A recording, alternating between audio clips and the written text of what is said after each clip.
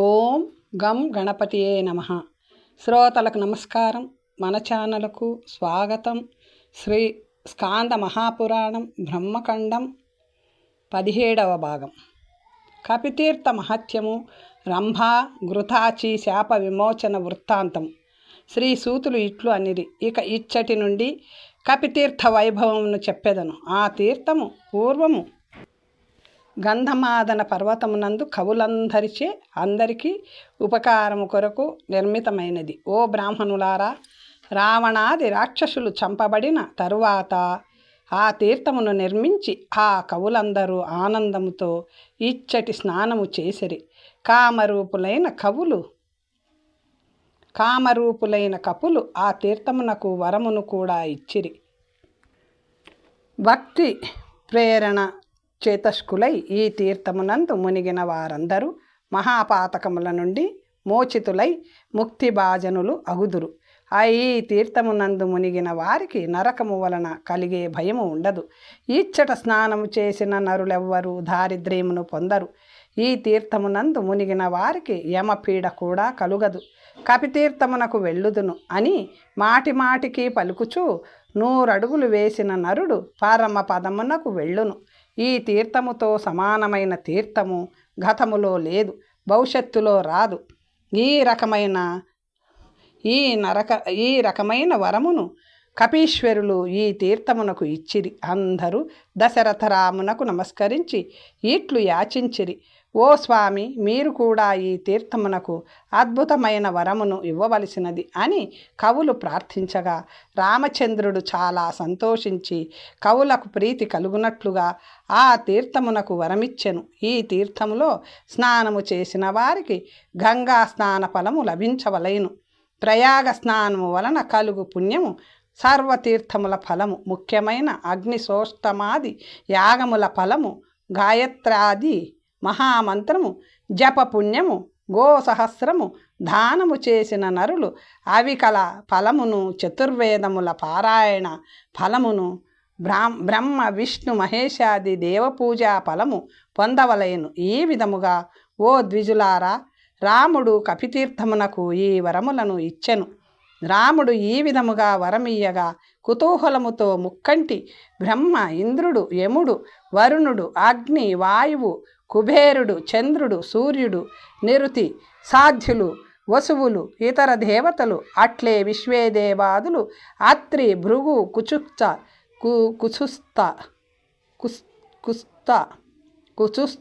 గౌతమి, పరాశరులు, అగస్త్యులు, సతీక్ష్ముడు, ఇతరులు, విశ్వామిత్రులు, సనకాది యోగులు, నారదాది దేవర్షులు రాముడు వరము ఇచ్చిన ఆ తీర్థమును అనేక విధములు పొగిడిరి. సర్వాభీష్టములను ఇచ్చు ఆ తీర్థమునందు వారు స్నానము కూడా చేసిరి. ఈ ముఖ్యమైన తీర్థము కపులతో నిర్మించబడినది కనుక ఇది అందుకే లోకములో కపితీర్థము అను ఖ్యాతిని పొందగలదు అని కూడా ఆ దేవతలు, మునులు అంతా పలికిరి. కనుక మోక్షమును కోరువారు తప్పక కపితీర్థమునకు వెళ్ళవలేను. పూర్వము రంభ కౌశికుని శాపముతో శిలగా మారినది. అక్కడ స్నానము చేసి తన పూర్వరూపమును పొందినది. స్వర్గమునకు కూడా వెళ్ళినది. ఈ తీర్థ మహత్యమును ఎంత గొప్పదియో నేను చెప్పలేను. మునులు ఇట్లా అన్నారు, ఓ సూతనందన, కౌశికుడు రంభను ఎందుకు శపించెను? శిలగా మారిన దేవతాశ్రీ అయిన ఆమె కపితీర్థానికి ఎట్లు వెళ్ళినది? ఓ మునిసత్తమ, విస్తారముగా ఇది అంతయు మాకు చెప్పవలేను అని అనగా సూతులు ఇట్లు అనిరి, పూర్వము కుశికాన్వయం మందు విశ్వామిత్రుడను రాజు ఉండెడివాడు. బలవంతుడైన రాజు ఒకసారి సేనతో పరివృతుడై రాజ్యమును చూడవలెనను కోరికతో భూమిపై తిరిగెను. అతడు అనేక దేశములు తిరిగి వశిష్ఠాశ్రమమునకు వెళ్ళెను. మహాత్ముడైన వశిష్ఠుడు ఈతనిని అతిథిగా వరించెను. ఈతడు అట్లే కానిమ్మని పలికెను. రాజు దండము వలె ప్రణామము చేసెను. కామధేనువు ప్రభావముతో రాజైన విశ్వామిత్రునకు బ్రహ్మనందనుడైన వశిష్ఠుడు ఆతిథ్యమిచ్చెను. ఓ బ్రాహ్మణులారా, కుశికానందునుడు కామధేను ప్రభావమును తెలుసుకొని అభీష్టములను ఇచ్చడి కామధేనుని ఇమ్మని వశిష్ఠుని ప్రార్థించెను. వశిష్ఠుడు వ్యతిరేకించగా దానిని బలముగా లాగెను. కామధేనువు వదిలిన మ్లేచ్చులు అతనిని ఓడించిరి. ఆ రాజు మహాదేవుని ఆరాధించి అతని నుండి అస్త్రములను పొంది వశిష్ఠుని ఆశ్రమునకు వెళ్ళి శర సమూహములను వదిలెను. అన్ని అస్త్రములను బ్రహ్మాస్త్రమును కూడా ఆ రాజు వదిలెను. ఆ అస్త్రములను అన్నింటినీ బ్రహ్మానందనుడైన వశిష్ఠుడు తన తపోబలముతో ఒక్క బ్రహ్మదండముతోనే సంహరించెను. అక్కడ ఓడిన వాడై విశ్వామిత్రుడు చాలా సిగ్గుపడి తనకు బ్రాహ్మణ్యము వచ్చుట కొరకు తపస్సు చేయుటకు అడవికి వెళ్ళెను. పూర్వ దిక్కున దక్షిణ పశ్చిమములందు 3 దిక్కులలో తపమాచరించెను. ఆయా దిక్కులలో గొప్ప విఘ్నం ఏర్పడి కౌశికుడు ఉత్తర దిక్కున చేరి నిర్మలమైన హిమవత్ పర్వతమందు పాపనాశకమైన పుణ్యప్రదమైన కౌశికి సరస్సు తీరమందు 1000 సంవత్సరముల కాలము నిరాహారుడై ఇంద్రియములను జయించి వెలుగు చూడక శ్వాసను జయించి క్రోధమును జయించి నిశ్చలుడై గ్రీష్మమందు పంచాగ్ని మధ్యమమందు నిలిచి ఉన్నవాడై శిశిరమందు నీటి ఎందున్నవాడై వర్షాకాలమందు ఆకాశమును చూచుచు ఎల్లప్పుడూ చేతులు పైకి ఎత్తి నిరాశ్రయుడై బ్రాహ్మణ్య సిద్ధి కొరకు ఉగ్రమైన గొప్ప తపమును ఆచరించెను. ఉద్విగ్నమనస్కుడైన అతనిని గూర్చి త్రిదివాలయ మందలి దేవతలు ఇంద్రుడు కూడా కలిసి రంభతో ఇట్లు పలికిరి. ఓ రంభ, నీవు హిమవత్ పర్వతమందు కౌశికీ తీరమునందున్న విశ్వామిత్రుని నీ చేష్టలతో లోబపెట్టుము, అతడి తపస్సునకు విఘ్నము కలుగునట్లు చేయుము అని అనగా రంభ దేవతలు ఇంద్రుడు మొదలగు వారితో చేతులు జోడించి నమస్కరించుచు ఈ విధముగా అనెను. ఓ దేవతలారా, అతి క్రూరుడు మహాకోపము కలవాడు మహాముని అయిన ఆ విశ్వామిత్రుడు కోపముతో నన్ను శపించును. అందువలన అతడనగా నాకు భయము. మీ పరిచారిక అయిన నన్ను మీరు దయతో రక్షించుడు అని ఆ రంభ అనగా అప్పుడు ఇంద్రుడు ఆమెతో, ఓ రంభ, నీవు భయపడనవలదు. తపోధనుడైన ఆ మహర్షిని చూచి నేను కూడా నీకు సహాయము చేయు కొరకు మన్మధునితో కూడి వచ్చెదను. కోకిలల ధ్వనితో మధురమైన వసంతుడు కూడా మనతో రాగలడు.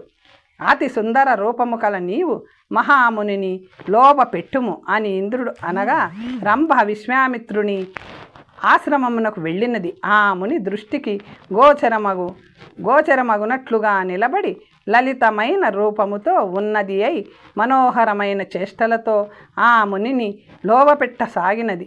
ఆ సమయంలో కోకిల కూడా మనస్సును ఆనందపరచుచు కూయసాగినది. తపోధనుడైన విశ్వామిత్ర మునిపుంగవుడు పీకస్వరమును విని రంభను చూచి హృదయం సంశయముతో నిండిపోగా ఇది ఇంద్రుని పని అని గ్రహించి కోపముతో రంభను శపించెను. ఓ రంభ, కోపమును జయించవలేనని అనుకొనుచున్న నన్ను నీవు కోపము కలుగునట్లుగా చేయుచున్నావు కనుక నీవు 10,000 నూర్ల సంవత్సరములు అంటే 1,00,000 ఇచ్చట శిలగా పడి ఉండుము.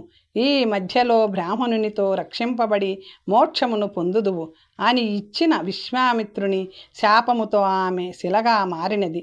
ధర్మాత్ముడైన విశ్వామిత్రుడు తిరిగి గొప్ప తపస్సు చేసి వశిష్ఠుని వాక్యముతో రాజులకు దుర్లభమైన బ్రాహ్మణ్యమును పొందెను. రంభ కూడా ఆయన ఆశ్రమములో చాలా కాలము శిలవలే ఉండినది. పుణ్యమైన ఆ ఆశ్రమంలోనే అగస్త్యుని శిష్యుడు శ్వేతుడు అను ముని మోక్షార్థి అయి పరమమైన తపస్సు చేసెను. ఆ మహాముని అక్కడ చాలా కాలము తపస్సు చేయుచుండగా అంగారక అను పేరుగల ప్రసిద్ధి చెందిన రాక్షసి ఒకతే వచ్చినది. అతి క్రూరురాలు, మేఘగర్జన వంటి పెద్ద గొంతుగల భీషణమైన ఆ రాక్షసి మూత్ర రక్త పురీషాదులతో ఆ ఆశ్రమమును మలినపరిచినది.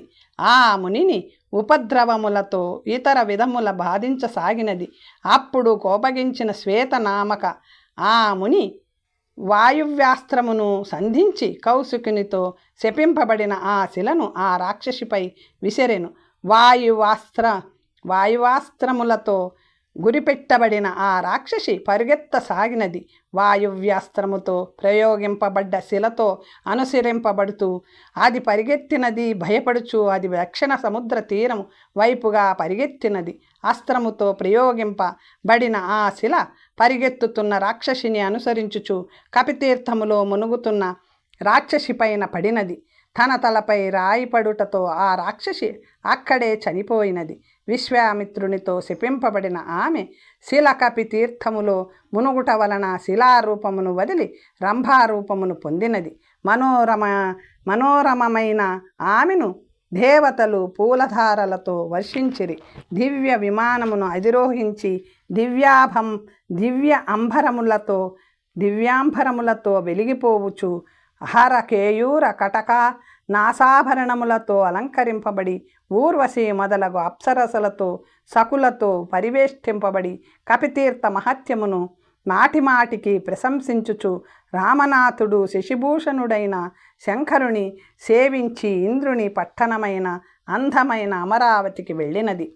మహాతేజస్సంపన్నుడైన అగస్త్యుని శాపముతో ఆ రాక్షసి కూడా ఘృతాచి అను దేవవైశ్య రాక్షసి రూపమును పొందినది. ఆమె కూడా అక్కడ కపితీర్థములో నీటిలో స్నానము వలన తన రూపమును పొందినది. ఈ విధముగా రంభ ఘృతాచీలిద్దరూ కపితీర్థ స్నానము వలన అగస్త్య శిష్యుడైన శ్వేతుని అనుగ్రహము వలన ఓ బ్రాహ్మణులారా, రాక్షసి రూపమును శిలరూపమును వదిలి తమ రూపమును పొందిరి. అందువలన అన్ని విధముల ప్రయత్నించి కపితీర్థము నందు స్నానము చేయవలేను. ఈ అధ్యాయమును వినినా లేదా చదివినా నరుడు ఉత్తమమైన కపితీర్థములో స్నానము వలన వచ్చు ఫలితమును పొందగలడు అని శ్రీ సూతులు చెప్పిరి. గాయత్రి సరస్వతి తీర్థ ప్రశంస. గాయత్రి సరస్వతుల సన్నిధాన వృత్తాంతము శ్రీ సూతులు ఈ విధముగా చెప్పిరి. ఓ మునులారా, తరువాత లోకపావనమైన నరులకు ముక్తినిచ్చు గాయత్రి సరస్వతుల మహత్యమును చెప్పెదను. ఇది వినువారికిని చదువువారికిని మహాపాతకములను నశింప చేయును. పురుషులకు మహాపుణ్యమును చేకూర్చును. నరక క్లేశమును నశింప చేయును. గాయత్రి సరస్వతుల యందు స్నానము చేసిన వారికి ఆనందముతో గర్భవాస క్లేశము ఉండదు. అట్టి వారికి ముక్తి తప్పక కలుగును. గంధమాదన పర్వతమునందు గాయత్రి సరస్వతి బ్రహ్మపత్నులు దగ్గరలో ఉండుట వలన ఆ పేర్లతో ఇవి పిలువబడును అని అనగా ఋషులు ఈ విధముగా ప్రశ్నించిరి. ఓ సూత, గంధమాదన పర్వతమునందు గాయత్రి సరస్వతుల సన్నిధానము ఎందుకు జరిగినది? దానిని మాకు సవిస్తరముగా తెలుపుడు అని అనగా సూతులు ఇట్లు అనిరి. ఓ విప్రులారా, పూర్వం వాక్ అను పేరుగల తన కూతురును ఆనందముతో మోహితుడై కామకుడై బ్రహ్మ కోరుకొనెను. ప్రజాపతి పుత్రి తన తండ్రి తనను కామించుచూ ఉన్నాడని గమనించి చూచి సిగ్గుపడి జింక రూపమును ధరించినది. బ్రహ్మయ్యను హరిణి జింక రూపము ధరించి ఆమెతో రమింపదలిచి హరిణ రూపమును ధరించి వెళ్ళుచున్న ఆమెను అనుసరించసాగెను.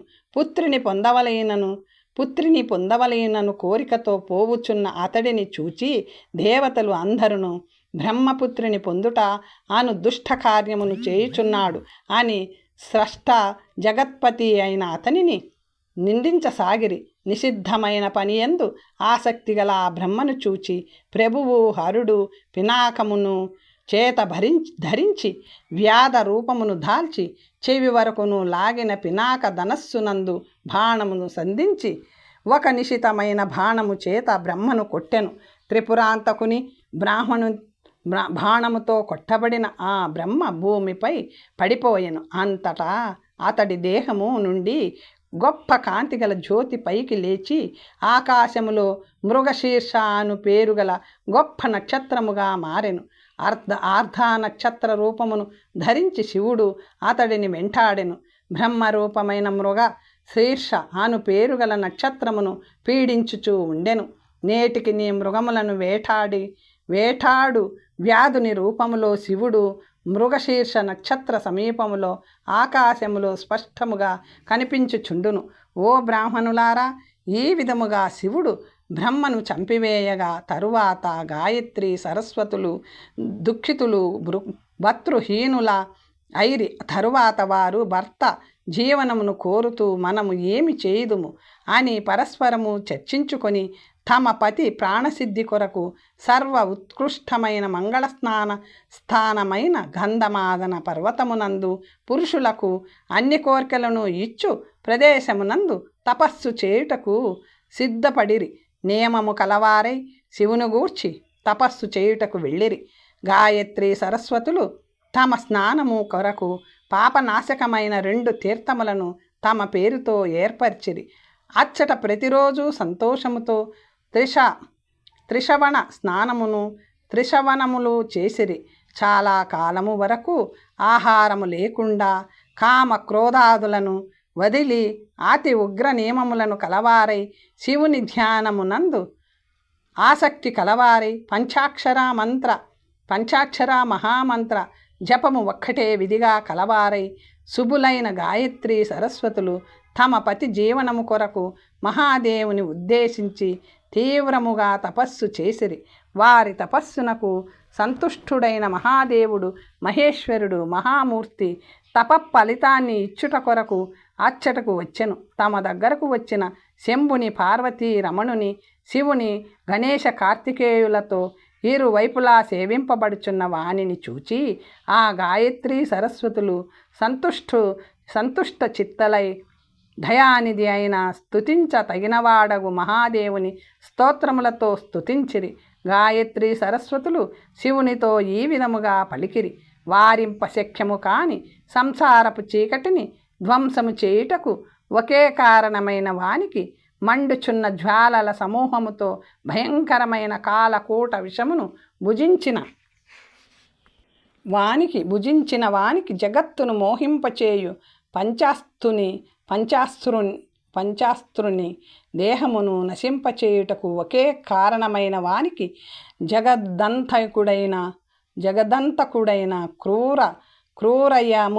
క్రూరయముని నశింపచేయు మహానుభావ నీకు నమస్కారం. గంగా తరంగములతో తడసిన జటామండలమును ధరించిన బాలచంద్రుని ధరించిన వాడవు విరూపాక్షుడవు అయిన నీకు నమస్కారం.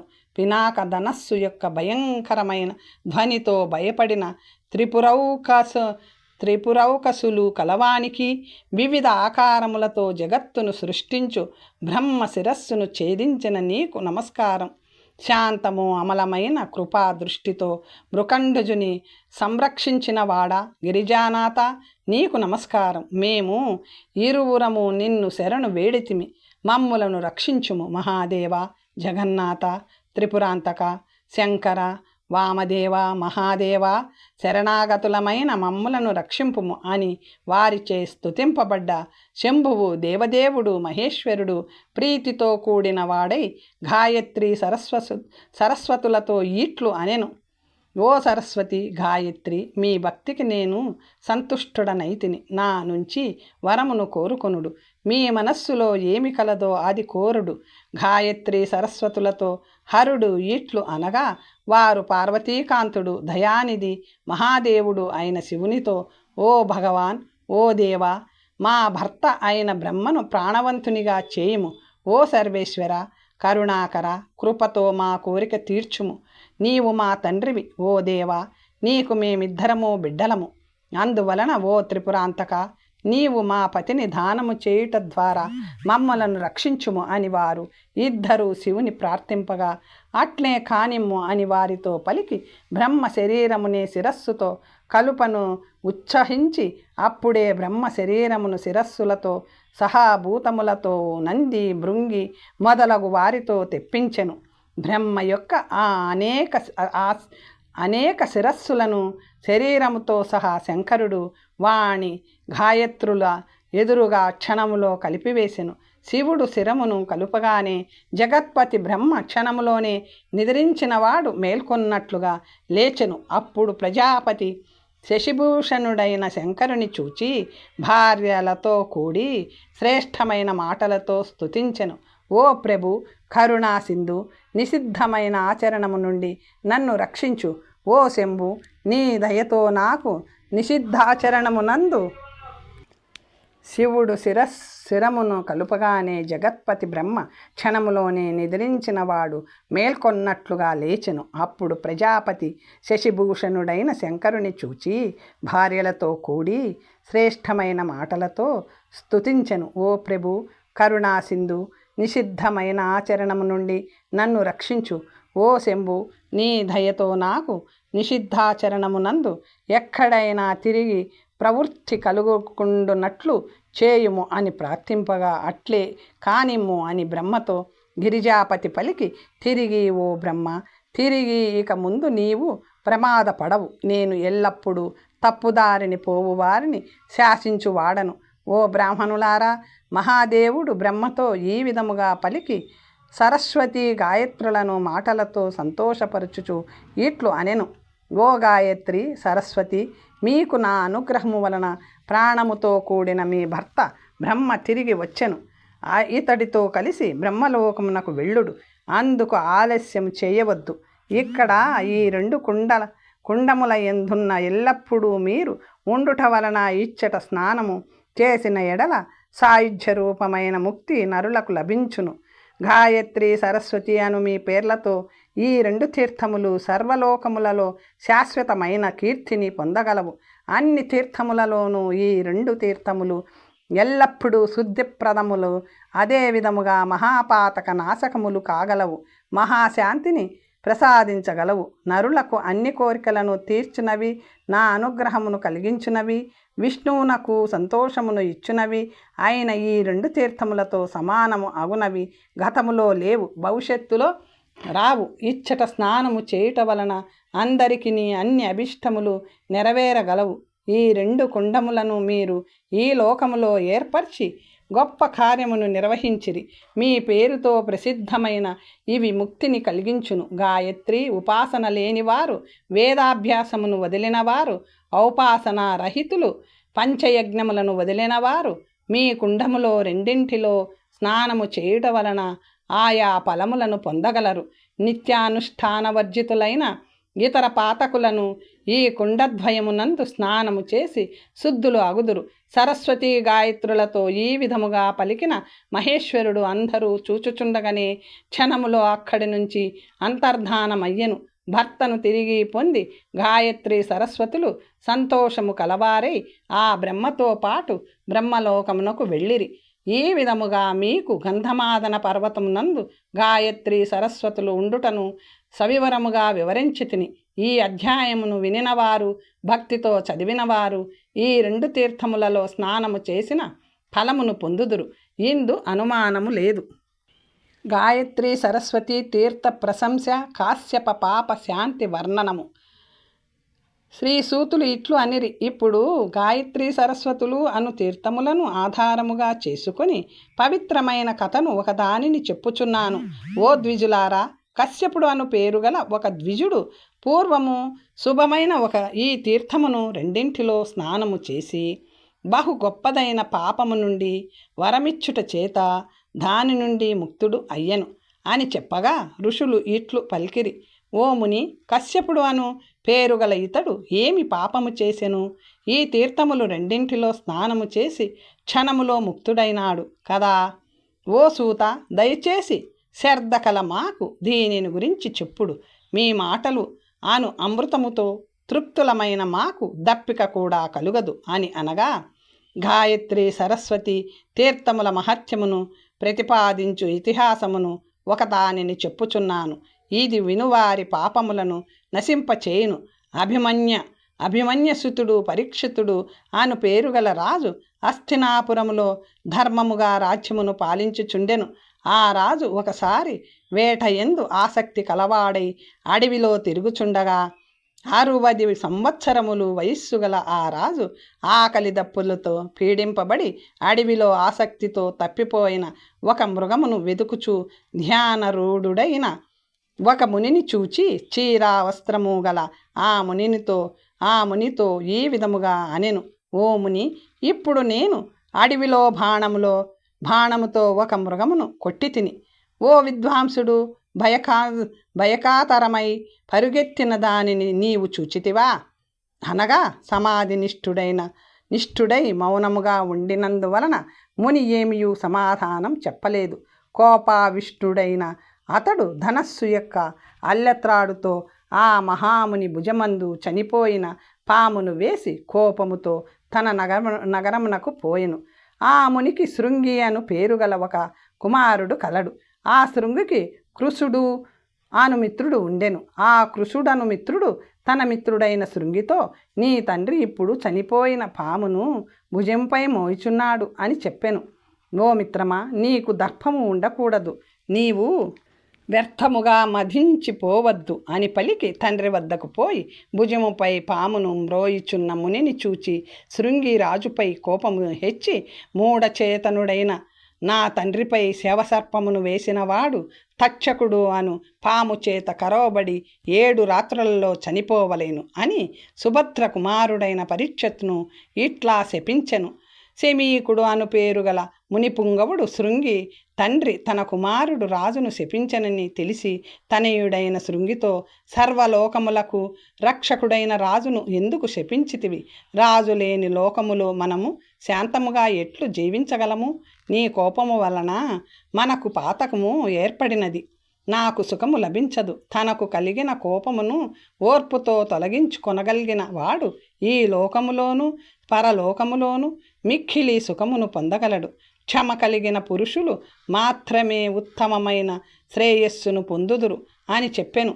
అటు తరువాత శమీకుడు తన శిష్యుడైన గౌరముఖుడు అను వానితో ఇట్లు అనెను, ఓ గౌరముఖ, నీవు పోయి పరీక్షత్ రాజుతో చెప్పుము, తక్షకుడు అను పాముతో కరోబడుట అను నా కుమారుడు ఇచ్చిన శాపమును చెప్పుము. ఓ మహామతి, నీవు నా సమీపమునకు త్వరగా తిరిగి రమ్ము అని శమీకుడు చెప్పగానే గౌరముఖుడు ఆదేశించగా అతడు రాజు దగ్గరకు వెళ్ళాడు. వెళ్ళి సౌభద్రుడైన పరీక్షత్ రాజుతో ఇట్లు చెప్పెను, నీవు వేసిన మృత సర్పమును తన తండ్రి భుజములపై చూచి కోపముతో శమీకుని కొడుకైన శృంగి నిన్ను శపించెను. నేటి నుండి 7వ రోజున తక్షకుడు అను గొప్ప సర్పము కరువగా ఆ విషాగ్నితో త్వరగా అభిమన్యుని కుమారుడవైన ఓ పరీక్షత్ మహారాజా, నీవు దగ్ధుడవు కాగలవు అని ఆ మునికుమారుడైన శృంగి నిన్ను శపించెను. ఈ విషయమును నీకు తెలుపుటకు అతడి తండ్రి నన్ను నీ వద్దకు పంపెను అని ఆ రాజుతో పలికి త్వరగా గౌరముఖుడు తిరిగి వెళ్ళిపోయెను. గౌరముఖుడు వెళ్ళిన తరువాత రాజు శోకపరాయణుడై ఆకాశమును తాకు ఎత్తైన ఒకే స్తంభము గల అతి విశాలమైన మధ్యలో నాట్య మంటపమును కట్టించెను. మహాగరుడ మంత్రము ఎరిగినవాడు, ఔషధములను గురించి ఎరిగిన వారు అగు వైద్యులతో తక్షకుని విషమును తీసివేయుటకు ప్రయత్నము చేయుచు సిద్ధమై ఉండెను. అనేకులైన దేవ బ్రహ్మర్షి రాజర్షి శ్రేష్ఠులతో పరివేష్టింపబడి విష్ణుభక్తి కలవాడు ఆగు రాజు ఆ ఎత్తైన మంటపములో ఉండెను. ఆ సమయమునందు మంత్రికోత్తముడైన కాశ్యపుడను బ్రాహ్మణుడు తక్షకుని మహావిషము నుండి రాజును రక్షించుటకు బయలుదేరెను. ఆ శ్రేష్ఠుడు దరిద్రుడు ధనకామకుడై 7వ రోజు బయలుదేరెను. ఇంతలో తక్షకుడు కూడా బ్రాహ్మణ రూపంలో అచ్చటికి వచ్చుచుండెను. మార్గమధ్యములో కశ్యపును చూచి అతడితో తక్షకుడు, ఓ మహాముని బ్రాహ్మణ, నీవు ఇప్పుడు ఎక్కడికి వెళ్ళుచున్నావు? నాకు చెప్పుము అని అడుగగా కాశ్యపుడు తక్షకునితో, పరీక్షత్ మహారాజును ఈరోజు తక్షకుడు తన విషాగ్నితో కరువబోచున్నాడు. ఆ విషమును తగ్గించుటకు అతడి సమీపమునకు నేను వెళ్ళుచున్నాను అని చెప్పగా ఆ బ్రాహ్మణునితో తక్షకుడు తిరిగి ఇట్లు అనెను, ఓ ద్విజ శ్రేష్ఠ, నేనే ఆ తక్షకుడిని. నేను కరిచిన ఎడల చికిత్స చేయుట సాధ్యము కాదు. 100 సంవత్సరములకైనను 10,000 మంత్రాలతోనైనను నేను కరిచిన దానిని చికిత్స చేయుటకు నీకు ఇప్పుడు శక్తి ఉండిన అనేక యోజనముల ఎత్తైన ఈ వటవృక్షమును నేను కరోబోచున్నాను. దీనిని నీవు బ్రతికించుము, ఆ తరువాత నీవు సమర్థుడవు కాగలవు అని పలికి తక్షకుడు వెంటనే ఆ వృక్షమును కరిచివేసెను. క్షణకాలములో మిక్కిలి ఎత్తైన ఆ వృక్షము భస్మము అయిపోయెను. అంతకుముందే ఒక మనుష్యుడు ఆ వృక్షమును ఎక్కి ఉండెను. తక్షకుని విషజ్వాలలో అతడు కూడా దగ్ధమయ్యెను. ఆ కాశ్యప తక్షకులు ఆ మనిషిని గమనింపలేదు. తక్షకుడు వినుచుండగా కాశ్యపుడు, ఇప్పుడు నా మంత్రశక్తిని బ్రాహ్మణులు అందరూ చూడుడు అని పలికి విషాగ్నితో భస్మమైన ఆ వృక్షమును కాశ్యపుడైన మహా మాంత్రికోత్తముడు తన మంత్రశక్తితో మరలా పునర్జీవితుని చేసెను. ఆ చెట్టుపై గల మనుష్యుడను ఆ వృక్షముతో పాటు తిరిగి బ్రతికెను. అప్పుడు మంత్రకోవిదుడైన కాశ్యపునితో ఆ తక్షకుడు, ఓ బ్రాహ్మణ, మునివాక్కు అబద్ధము కాకుండా చూడుము. రాజు నీకు ఇచ్చు ధనము కన్నను రెట్టింపు ధనమును నీకు ఇచ్చెదను. ఓ బ్రాహ్మణ, త్వరగా మరలిపొమ్ము అని పలికి అమూల్యమైన రత్నములను మంత్రకోవిదుడైన కాశ్యపుడను ఆ బ్రాహ్మణుని మరలింప చేసెను. జ్ఞాన దృష్టితో ఆ కాశ్యపుడు రాజు అల్పాయుష్మంతుడు అని గ్రహించి తక్షకుని నుంచి రత్నములు తీసుకొని తన ఆశ్రమమునకు మౌనముగా వెళ్ళిపోయెను. ఆ క్షణములో తక్షకుడు అన్ని పాములను పిలిచి, మునుల వేషములు ధరించి మీరు ఆ రాజు దగ్గరకు చేరి పరీక్షత్ మహారాజుకు ఉపహార ఫలములను త్వరగా అందించుడు అని అనగా, అట్లే అని పాములన్నీయు రాజునకు ఫలములను అందించినవి. అప్పుడు తక్షకుడు అక్కడ ఒక రేగుపండులో పురుగు రూపమును ధరించి రాజును కరుచుటకు సిద్ధముగా ఉండెను. రాజు బ్రాహ్మణ రూపమును ధరించిన సర్పముల చేత ఇవ్వబడిన పండ్లను అన్నింటినీ పరీక్షిత్ వృద్ధులైన మంత్రులకు ఇచ్చి కుతూహలముతో లావైన ఒక పండును చేతిలోనికి తీసుకొనెను. ఇంతలో సూర్యుడు అస్తాచలములో మునిగెను. అక్కడ ఉన్న మనుషులు, బ్రాహ్మణులు, రాజులు అందరూ పరస్పరము ఋషివాక్కు అబద్ధము కారాదని అనుకొనుచుండిరి.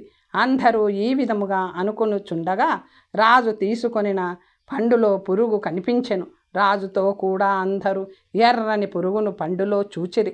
ఆ పురుగు కుట్టునా ఏమి అని రాజు అనుకొనెను. ఓ బ్రాహ్మణులారా, పురుగుతో సహా ఆ పండును చెవిలో పెట్టుకున్నాడు. అంతకు పూర్వమే పురుగు రూపములో పండులో ఉన్న తక్షకుడు ఆ పండు నుండి త్వరగా బయటకు వచ్చి రాజు దేహమును చుట్టుకొనెను. తక్షకుడు రాజును చుట్టుకొనగా పక్కనున్న వారు భయముతో పరిగెత్తిపోయిరి. తరువాత తక్షకుని బలమైన విషాగ్ని చేత రాజు విప్రులతో సహా ఆ భవనము త్వరగా కాలి భస్మముగా మారిపోయెను. ఆ రాజునకు ఊర్ధ్వ దైహిక క్రియలు చేసి పురోహితులతో కూడిన మంత్రులు రాజ్య రక్షణ కాంక్షతో జనమేజయుడు అను పేరుగల అతని పుత్రుని రాజ్యములో రాజుగా అభిషేకించిరి. తక్షకుని నుండి రాజును రక్షించుటకు వచ్చిన కాశ్యపుడు అను పేరుగల బ్రాహ్మణుడు జనులందరి చేత నిందింపబడి శిష్యులందరి చేత దూషింపబడుచు దేశములన్నీయు తిరిగెను. ఏ విధమైన గ్రామమునందు గాని ఆశ్రమమునందు గాని నివాస స్థానమును పొందలేకపోయెను. ఏ ఏ దేశములకు అతడు పోయెనో అక్కడక్కడ గల మహాజనుల చేత ఆయా దేశముల నుండి నిరస్తుడై శాకల్యుడు ఆ మునిని శరణు వేడెను. జనులతో నిందింపబడి కాశ్యపుడు శాకల్యమునికి నమస్కరించి ఈ విధముగా విజ్ఞాపన చేసెను. భగవాన్, అన్ని ధర్మములను ఎరిగినవాడా, శాకల్య వల్లభ, మునులు, బ్రాహ్మణులు, సృజనులు, ఇతరులు అందరూ నన్ను నిందించుచున్నారు. నరులు నన్ను ఎందులకు నిందించుచున్నారో దానికి కారణం నాకు తెలియటలేదు. బ్రహ్మహత్య, సురాపానము, గురుశ్రీ గమనము, దొంగతనము, సంసర్గ దోషము మొదలైన వేటిని నేను ఆచరించలేదు. ఓ ముని, ఇతరమైన పాపములను కూడా నేను ఎన్నడూనూ ఆచరింపలేదు. అయినను జనులు, బాంధవులు మొదలగు వారు నన్ను అకారణముగా నిందించుచున్నారు. ఓ శాకల్య, నీకు తెలిసి ఉన్న ఎడల నేను చేసిన దోషమును తెలియజేయుడు. కాశ్యపుడు ఈ విధముగా పలుకగా శాకల్య మహాముని క్షణకాలము ధ్యానించి ఆ కాశ్యపునితో ఇట్లు పలికెను. పరీక్షత్ మహారాజును తక్షకుని నుంచి రక్షించుటకు నీవు పోతివి. సగము దారిలోనే నీవు తక్షకునితో వారింపబడితివి. విషరోగాది పీడితుని రాజును చికిత్స చేయుటకు సమర్థుడై ఉండియు లోభము చేత రక్షింపని వానిని బ్రహ్మఘాతకుడు అని పెద్దలు అందురు. క్రోధము వలన, కామము చేత, భయము చేత, లోభము చేత, మాత్సర్యము చేత, మోహము చేత గాని విషరోగాతురుడైన నరుని రక్షించని వాడు బ్రహ్మహంతకుడు. సురాపి దొంగ గురుతల్పకుడు సంసర్గ దోష దుష్టుడు కూడా అగును. అతడికి నిష్కృతి లేదు. కన్యను అమ్మువాడు గుర్రమును అమ్మువాడు కృతజ్ఞుడు. వీరికి శాస్త్రములో ప్రాయశ్చిత్తము ఉన్నది. సమర్థుడై ఉండి విషరోగాతురుడైన వానిని రక్షించని వానికి నిష్కృతి 10,000 ప్రాయశ్చిత్తములతో కూడా చెప్పబడలేదు. సుకృతి అయిన నరుడు అతడితో సహపంక్తి భోజనము చేయరాదు, అతడితో మాట్లాడుట కూడా చేయరాదు. అట్టి నరుని ఎక్కడనూ చూడరాదు. అతడితో మాట్లాడినంత మాత్రము చేత మహాపాతక భాజనుడు అగును. పరీక్షత్ మహారాజు పుణ్యశ్లోకుడు, ధార్మికుడు, విష్ణు భక్తుడు, మహాయోగి, చతుర్వర్ణములను రక్షించడివాడు, వ్యాసపుత్రుని నుండి హరికథలను భక్తిపూర్వకముగా విన్నవాడు. ఆ రాజును రక్షించక నీవు తక్షకుని మాటలతో మరలితివి కదా. ఆ కారణము చేత విప్రశ్రేష్ఠులతో బాంధవులతో కూడా దూషింపబడుచున్నావు. ఆ పరీక్షత్ మహారాజు క్షణజీవితుడైనను మరణించునంత వరకు బుధులు అతడికి చికిత్స చేయవలేను. మరణించే మానవునకు కంఠమునందు ప్రాణము ఉన్నంత వరకు చికిత్స చేయవలేను. కాలగమనము చాలా కుటిలమైనది అని వైద్య సముద్రమును దాటగలిగిన వారులు బిషక్ ప్రాచీన శ్లోకమును పఠింతురు. అందువలన చికిత్సయందు శక్తుడవై ఉండియు చికిత్స చేయకుండా అధర్మ మార్గములోనికి మరలినావు కనుక నీవు అతడిని చంపిన వాడు వైనావు అని శాకల్యుడు ఈ విధముగా చెప్పగా కాశ్యపుడు ఇట్లు చెప్పెను. కాశ్యప వచనము: ఓ సువ్రతుడా, నన్ను సుహృజనులతో కూడి నా బంధువులు అందరూ స్వీకరించినట్లు నా ఈ దోషశాంతి కొరకు ఉపాయము సూచింపుడు. శాకల్య హరివల్లభ నీవు నాపై దయచూపుము అని కాశ్యపుడు ఈట్లు పలుకగానే శాకల్య మహామునీశ్వరుడు క్షణం ధ్యానించి కృపతో కాశ్యపునితో ఈట్లు చెప్పెను. ఓ బ్రాహ్మణ, ఈ పాపశాంతి కొరకు నీకు ఒక ఉపాయము చెప్పెదను. దానిని నీవు త్వరగా ఆచరించవలేను. ఆలస్యము చేయవద్దు. దక్షిణ సముద్రమందు సేతువు ఎందు గంధమాదన పర్వతమునందు గాయత్రి సరస్వతి అను 2 తీర్థములు కలవు. అచ్చట నీవు స్నానము చేసినంత మాత్రము చేత ఆ క్షణములోనే శుద్ధుడవు కాగలవు. గాయత్రి సరస్వతుల నీటిని గాలిని సృజించిన నరుడు సర్వపాపములను పోగొట్టుకొని నిర్మలుడై స్వర్గమునకు వెళ్ళెదరు. అందువలన ఓ బ్రాహ్మణ, నీవు త్వరగా గాయత్రి సరస్వతుల వద్దకు వెళ్ళుము అని కాశ్యపునితో శాకల్యుడు అనగానే శాకల్యమునికి నమస్కరించి ఆ మునీశ్వరునితో పోయి వచ్చేదనని చెప్పి అతని అనుజ్ఞను పొంది గంధమాదనమునకు వెళ్ళెను. అచ్చటకు వెళ్ళిన కాశ్యపుడు గాయత్రి సరస్వతులను 2 తీర్థములకు భక్తితో మ్రొక్కి దండపాణి అయిన భైరవునికి నమస్కరించి నియమము కలవాడి సంకల్పపూర్వకముగా ఆ తీర్థమునందు స్నానము చేసెను. ఆ తీర్థద్వయమందు స్నానమాత్రము చేత కాశ్యపుడు ముక్తపాపుడైనాడు. ఆ తీర్థములు రెండింటినీ యొక్క తీరమందు ఇతడు కొద్ది కాలము వసించెను. ఓ మునులారా, ఆ కాలమందు గాయత్రి సరస్వతులు సర్వ ఆభరణములతో అలంకృతులై తమ నిజ ఆకారముతో అతడి ఎదుట కనిపించిరి. వారిని చూసి కాశ్యపుడు భక్తిపూర్వకముగా నమస్కరించి సర్వాలంకారములతో కూడిన రూప సంపన్నులైన మీరెవరు అని సంతోషముతో కూడిన మనస్సు కల కాశ్యపుడు అడుగగా గాయత్రి సరస్వతులు అతడితో, కాశ్యప, మేము గాయత్రి సరస్వతులము, బ్రహ్మకు ఇష్టమైన వారం. ఈ తీర్థస్వరూపములో ఎల్లప్పుడూ వసించుచున్నాము. ఈ తీర్థద్వయమందు నీవు స్నానము చేయుట చేత మేము సంతుష్టులమైతిమి. ఓ కాశ్యప బ్రాహ్మణ, నీకు ఏ వరమిష్టమో దానిని కోరుకునుము. ఈ తీర్థద్వయము నందు స్నానము చేసిన వారికి అతడు కోరిన కోరికను తీర్చెదము అని పలికిన గాయత్రి సరస్వతుల మాటలను విని ఆ కాశ్యపుడు బ్రహ్మకు ప్రియమైన ఆ దేవులను ఇరువురిని శ్రేష్టమైన వచనములతో స్తుతించెను. ఓ చతురానన ఇల్లాండ్రులారా, జగద్రక్షకులారా, నేను మీకు నమస్కరించుచున్నాను. విద్వాస్వరూపులైన ఓ గాయత్రి సరస్వతి, మీరిద్దరూ శుభకరమైన వారు. జగత్తునకు సృష్టి స్థితి అంతఃకారకులు. మీరు వేదమునకు మాతలు, హవ్య ఖవ్య స్వరూపులు. చంద్ర సూర్యులను నేత్రములుగా కలవారు. సర్వదేవతలకు అధిపులైన గాయత్రి వాణులను ఎల్లప్పుడూ సేవించెదను. లోకక్షేమమును కోరు గిరిజ కమలలు కూడా మీరే. మీ చూపుతో జగత్తు సృష్టి మొదలగు కల్పనము మీ రెప్పపాటుతో ఎల్లప్పుడూ జగత్తులకు ప్రళయము కలుగును. ఓ గాయత్రి సరస్వతులారా, మీ లోచనముల వికాసముతో సృష్టి జరిగినది. మీ దర్శనము వలన నేను త్వరగా కృతార్థుడనైతిని. ఇక్కడ 2 తీర్థములలో స్నానము వలన ఈవేళ పాతకముల నుండి ముక్తుడనైతిని. మునిశ్రేష్ఠులు, బ్రాహ్మణులు, బాంధవులు నన్ను స్వీకరించని. ఇక ముందు నా బుద్ధి పాపకృత్యములందు ప్రవర్తింపక ఉండనిమ్ము. ఎప్పుడు ధర్మమందు నా బుద్ధి ప్రవర్తించనిమ్ము. ఇదే నాకు వరము.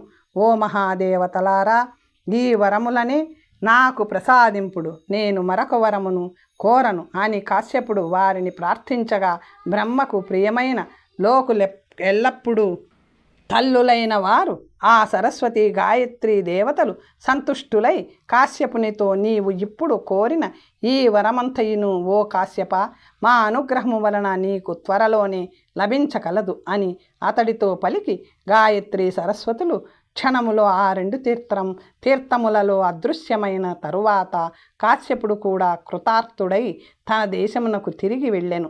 బాంధవులు, బ్రాహ్మణులు అందరూ కాశ్యపుని గాయత్రి సరస్వతులందు స్నానమాడినందు వలన పాపరహితుని స్వీకరించిది. ఈ విధముగా మీకు గాయత్రి సరస్వతులలో స్నానమాడి పాతకముల నుండి ముక్తుడైన కాశ్యపుని విమోక్షణమును గూర్చి చెప్పితిని. ఈ అధ్యాయమును చదివినవారు గాయత్రి సరస్వతులందు స్నానమాడిన ఫలితమును పొందగలరు. తరువాత కథ వచ్చే భాగంలో తెలుసుకుందాం. నమస్తే.